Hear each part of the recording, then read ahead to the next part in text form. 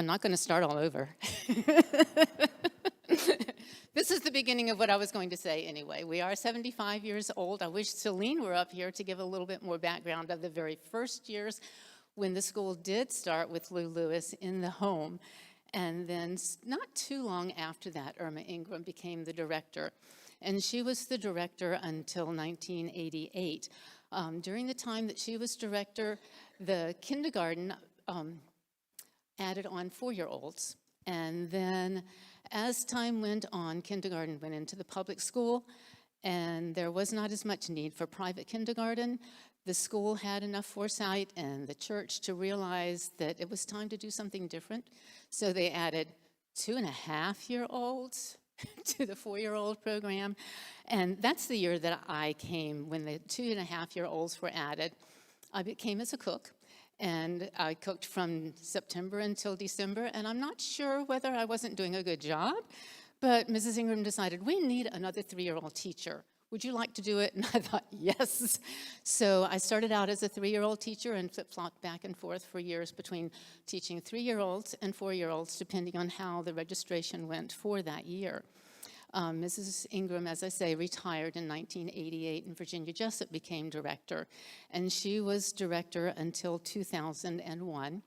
At that time, they were kind of searching for a director, and I was already here, so they let me be interim for a period of time, like from February until September, and finally decided, oh, okay, we'll do interviews, and they hired me as director. I was excited, disappointed, because I really loved teaching the children. They were who I was about. But directing was a good thing, and I had such a good, back then it was a committee, which is now a board. Many changes went during the period of time that I was director, as long as everybody else. And then in 2012, my husband and I decided that it was time for a life change. I also knew it was time for a change here at the school. Some of the changes, I was getting older, face it, it needed youth. So I went ahead and retired in 2012, and Amy came to be director, and she has done such an amazing job. Just so many transitions have gone on.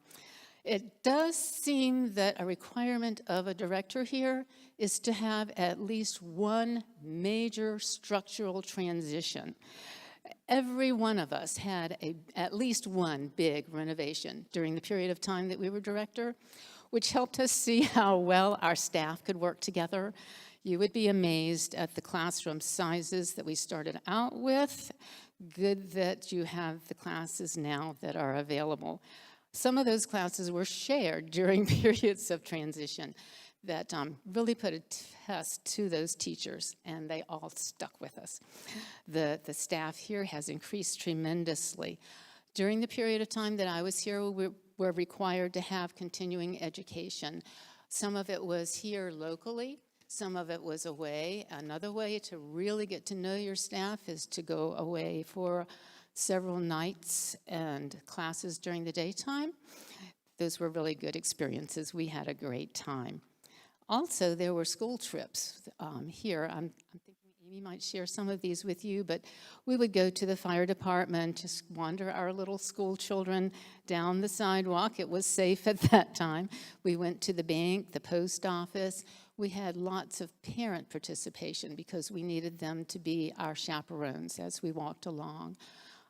Some of the trips that we went on depended on who the parents were at the time. They would open up their place of business to us and make it interesting to the children. But I have to admit, I think my favorite was the bakery.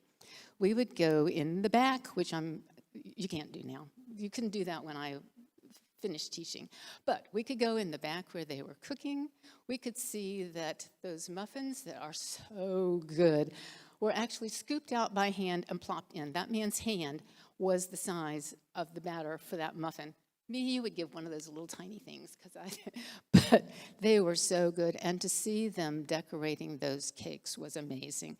I learned a lot. We would take driving trips to the orchard and the pumpkin patch. Again, we relied on the parents. And I remember specifically one year when we were going on one of those trips, car seats had come in during that period of time, And one of the parents said, I will drive because I am not taking that seat out of my car to put it in anybody else's. They were some wonderful years of my life. I want to thank the congregation here for being so supportive, the committees, the boards, the parents, the grandparents. Truly, there was a need in the community for a kindergarten. Later, there was a need in the community for preschool. Later, there was a need in the community for before and after school and for nursery. This church has seen the needs that are needed in the community and have fulfilled them. And I just want to thank the community. I thank God because when I was asked about being director, I thought, there is no way. And I remember walking down the hall one day saying, I can do it, I can do it, I can do it. And I looked behind me and one of the staff was following me along. I don't know what she thought I was thinking I could do. Mostly I could just do whatever God was helping me do, because it certainly wouldn't have been in my power to do any of what I did. And I want to thank my family too. They were very supportive. Sometimes I wasn't at home early or late. I was, as I say, away at some of the classes. And they certainly supported what I was doing.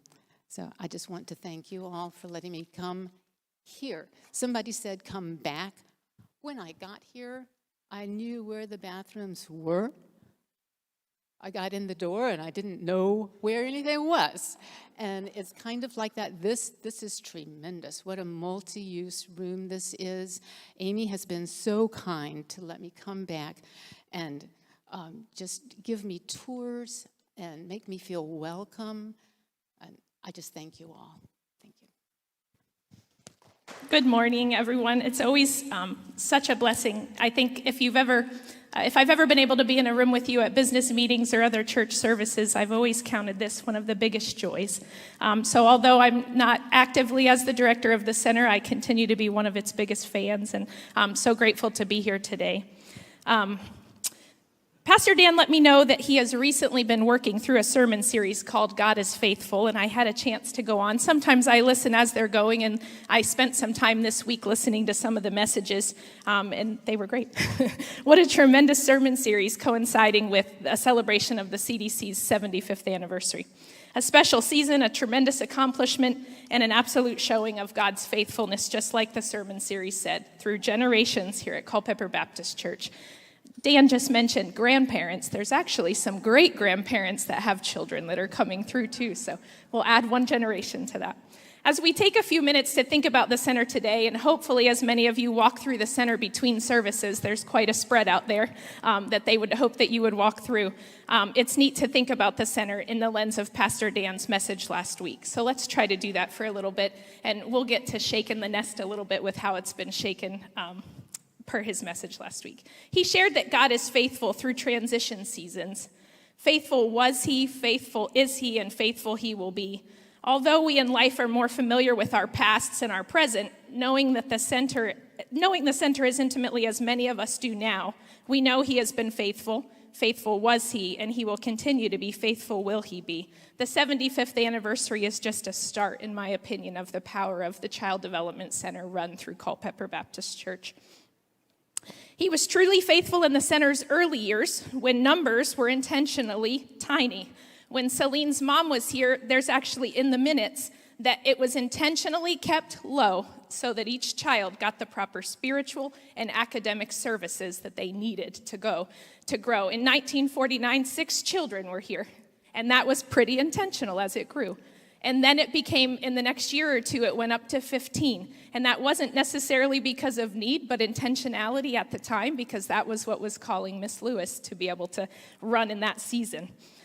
Margaret Williams shared some statistics with me that she studied through the seasons. And in 1982, just skipping a few decades forward, there were 52 children in the center, because at that time, the nest must have been shaken, and we needed to be faithful in a different way to this Culpeper community. The center started with one staff member, Celine's mom. And then the next couple years, it had another teacher.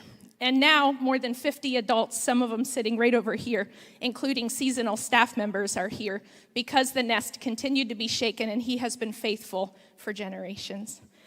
He was faithful in every transition of leadership when people that understood the history, reputation, and mission of the center remained. When Miss Lewis passed the torch to Miss Ingram, there were people there that could continue the solid mission of the center. When Miss Ingram passed it to Miss Jessup, same. Miss Jessup to Mrs. Laffoon, same. And then certainly when I started in 2012, the same. There were 70-year-old women. Miss Washington was 80-year-old in the kitchen. And I had wonderful people that knew the reputation, the mission, just the history of the center to carry it forward. He was faithful in every transition, and he continues to be today. I'm in awe of that. He was faithful in laying specific seasonal missions on directors and CDC staff members' hearts when he needed the center to operate differently into the next season. Pastor Dan shared the biblical picture of an eagle's nest last week. It's certainly comfortable in the nest, or in the CDC's case, in certain seasons. Many a times what I have heard, why are we adding something else? Can we just not be stationary right now? And in the time, I hadn't really thought of the eagle's nest picture, but they're saying, don't fix it if it's not broken. But God was telling us to get out of the nest. It was being shaken. We needed to add certain things that now just really have taken off and supported the Culpeper community and supported the mission of how he can be faithful to this population. So the CDC has taken many a flight through the comfort of the stable and the giving of wisdom. So when we're stable, you're more comfortable to take a leap. We've also had the wisdom from him and the conviction in our hearts, and through the faithful support of CBC members who felt a leading to support a new season, many jumps out of the nest occurred. I'm looking at Paul. I can only name a few. I haven't many. Paul went to South Carolina to pick up a bus because the elementary program needed more. Bill Dunn's in the room. He did too. He went to South Carolina to pick up buses. Just all these shakings. Somebody, I'm not sure, I don't see him and I won't share, but somebody felt when we were doing infants and toddlers the need to get behind us because we needed a loan. So the bank needed us to have backing. And somebody took a leap on that because the nest was being shaken and he was faithful. And now this team over here is strategically making changes of rooms so they can bring on more infants and toddlers. Talk about the faithfulness of God in every season of the CDC. So it's fun. I only have a few minutes. It's fun to spark our memories about some of the transitions. Quite a few of you came through the center or were on the board of directors of the center in these 75 years. Some of you maybe had a child and didn't come yourself. I imagine that 3/4 of the room have a connection, so let's celebrate. Back in 1949, it was a kindergarten with 6 members. I mentioned that. And it started to grow into having train rides where they got to travel towards Charlottesville. There's so many picture representations of that in the history cabinet. They had train rides, they had special programs singing the very same songs year after year because that was the strong tradition of this place. They had picnics off-site. They often took the children to people who lived right here in this location to have picnics. Birthday parties in the 50s and 60s were tremendous to celebrate. They weren't here. You would go off-site to celebrate CDC kiddos' birthday parties. I thought that was fun. When the preschool came, they added some playground equipment, which is really neat. Some of the pieces in my tenure were original and recently have left. So take a look at the playgrounds. They've even gotten an update in the last few weeks. When we went to full day in the 80s, we had to begin serving lunch. I'm not sure who the original lunch person, but I know many of you cooked alongside Miss Washington in seasons of this place when God was faithful, when Wednesday night suppers were served. We added 2.5-year-olds. We have a junior kindergarten program now that is just so supportive of kiddos that needed that. Our elementary program pulls from 6 places. We're licensed, subsidy. We have babies and toddlers because of how faithful God is. He was faithful through the pandemic. Our elementary playground came in the last few years, and it's beautiful out there. One thing is for sure, the nest has been shaken, but I'll end with this. The nest is also incredibly secure right now and calm for the children that are in it because of the people that are sitting right here.